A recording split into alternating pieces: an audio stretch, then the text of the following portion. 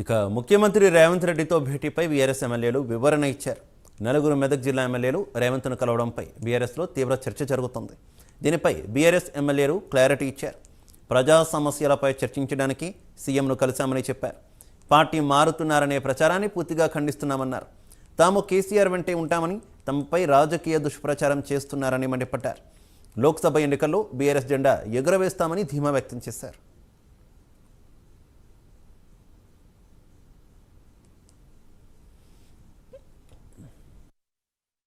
పెద్ద కథనాలు వస్తూ ఉన్నాయి మీడియాలో.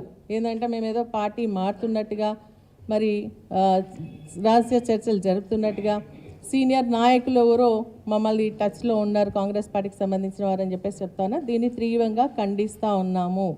ఎందుకంటే మేము పార్టీ మారే ఉద్దేశం లేదు.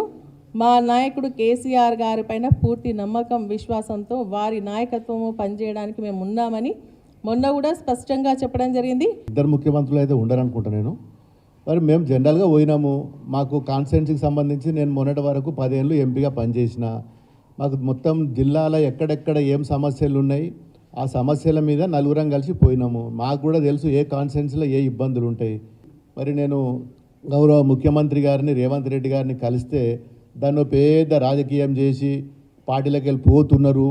ఏమో అవుతుంది, ఎందుకు పోతామా మేము పార్టీ? కాంగ్రెస్ పార్టీ అంటే అది ఎన్నికల పార్టీ. గిల్లకెళ్ళి మేము గల్లకి ఎందుకు పోతాం? ఉద్యమంలో ఉన్నప్పటి నుంచి డే 1 నుంచి 2001 నుంచి మేము పోరాటం చేసి తెలంగాణ తెచ్చుకున్నాము.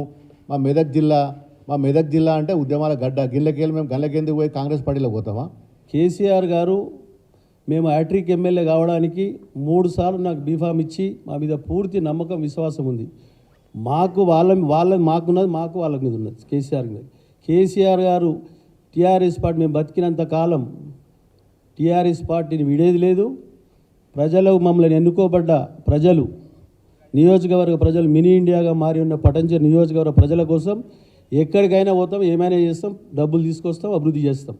మరి ప్రజల గురించి ఉన్నాం కాబట్టి మేము ప్రజల తరపు నుంచి ఇవన్నీ కూడా అడగడానికి పోయినాం. కాబట్టి దీంట్లో మరి రాజకీయం అది కాదు. మేము మరి ముఖ్యంగా నేను పుట్టిందే ఈ పార్టీలో, చచ్చిందాక ఇక్కడే ఉంటాం కాబట్టి వేరే పార్టీకి పోయే అవసరం లేదు మాకు.